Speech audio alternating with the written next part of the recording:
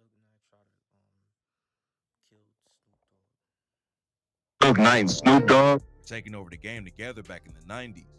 Death Row become one of the most powerful labels in the industry almost overnight. Looked like nothing could slow him down.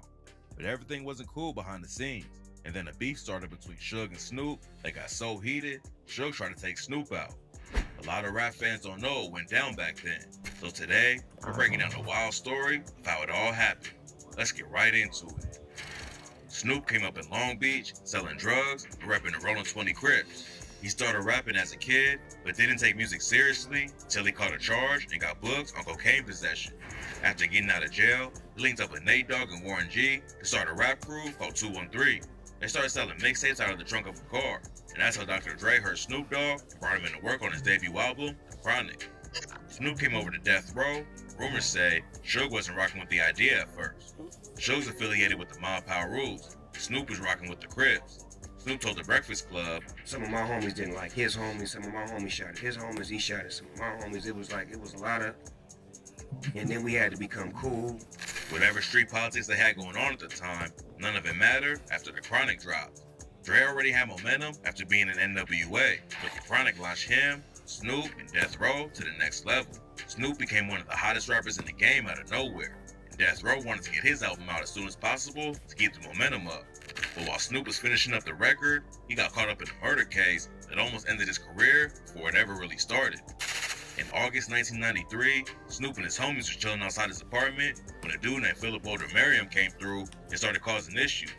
People who saw it go down say Philip threatened Snoop with a gun and told him he was in his hood. Plus, he had allegedly already pointed a gun at Snoop's head during the music video shoot. When Philip and his crew drove off, Snoop and his homies got in his Jeep and chased him down. They found Philip at a local park, and the crew started yelling back and forth. That's when Philip reached for a strap, and Snoop's bodyguard killed him before he could let off a shot.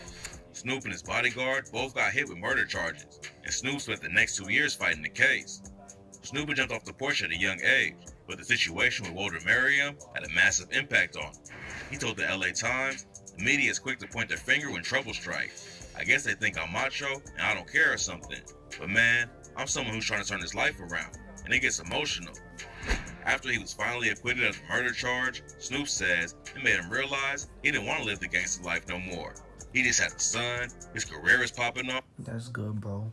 Like when you get money, when you start getting money, like when you start like getting like buzz and popular and shit, there's no reason for you to be in the hood, bro. Be in that in that toxic environment, bro. Like you should leave, bro. That ass. He knew that he didn't have to stay in the streets and crash out anymore. Snoop wanted to start squashing beefs and spread positivity. You don't need to be on the film no more, bro. You could be somewhere else, bro. But he was signed to one of the most violent dudes in the history of the rap game. At the same time Snoop was talking about peace, Suge had linked up with Tupac and sparked the entire war between the East and West Coast. Pac had been locked up on a sexual assault case and was going broke in prison, so his wife at the time set up a meeting between him and Suge. Suge flew out to New York and visited Pac in prison. Then a couple days later, he went on stage at the Source Awards and called out Diddy in the East Coast on live TV. Suge got Tupac out on an appeal, and they started putting pressure on the East Coast right away. Pac put out the track Hit 'Em Up and said, first off, f*** your and the clique you claim. West Side when we ride, come equipped with game. You claim to be a player, but I f***ed your wife. You bust on bad boys, for life. Plus Puffy trying to see me, weak hearts I rip. Biggie Smalls and Junior Mafia, the mark ass.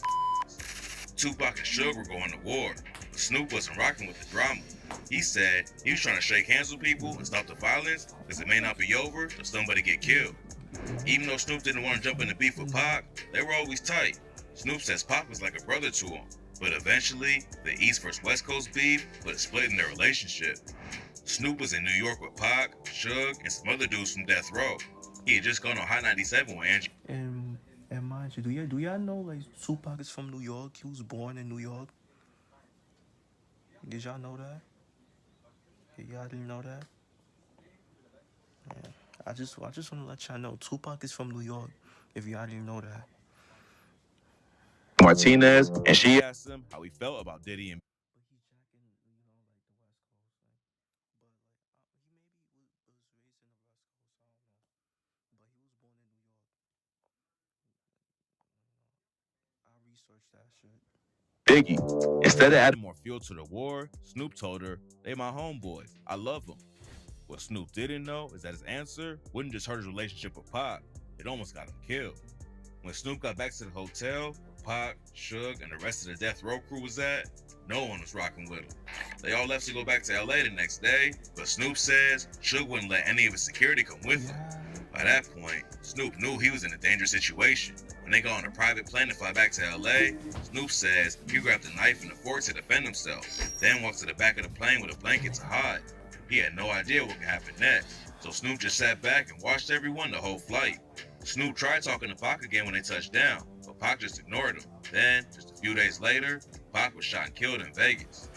Pac's death had a huge impact on Snoop, and this would finally turn him against Suge for good. Snoop accused Suge of being involved with Pac's death, and he announced he wouldn't release any more music on Death Row. Suge went to jail over a probation violation, and Snoop signed with Master P's label, No Limit Records. Snoop said, "I was working against the devil." After he left Death Row, Suge allegedly put a bag on his head. The situation was getting crazy. When Snoop went on The Breakfast Club in 2016, Envy said the danger was real. He said, it was serious for everybody out there. Like Snoop had security guards. Like to meet Snoop back in the day, and this would have been like 15 years ago. You had to. It was a vetting process. As it should you had be. to go through. Like it was scary. Especially after Pac and Big just got It killed. was scary. Snoop wasn't backing down though. And in 2002, he dropped the track Pimp Slap and said, "This like his wife. Suge Knight's a and that's on my life. Now I'm gonna let the whole world see, cause you up the industry, and that's on me."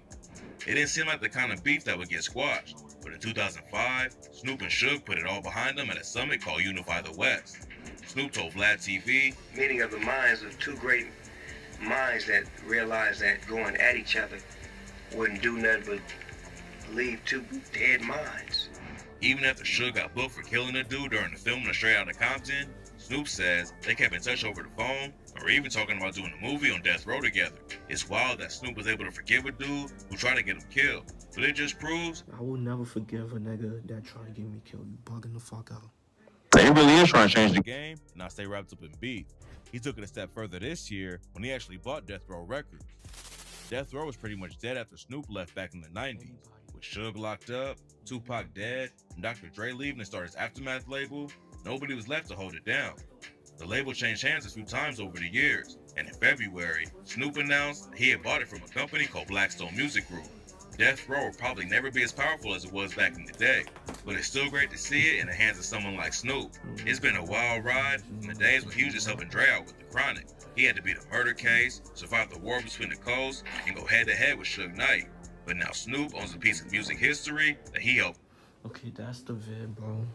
Let me know what y'all think about this situation between Suge Knight and Snoop Dogg. Make sure y'all like, comment, subscribe. Y'all know the vibes. Whatever checking out you are.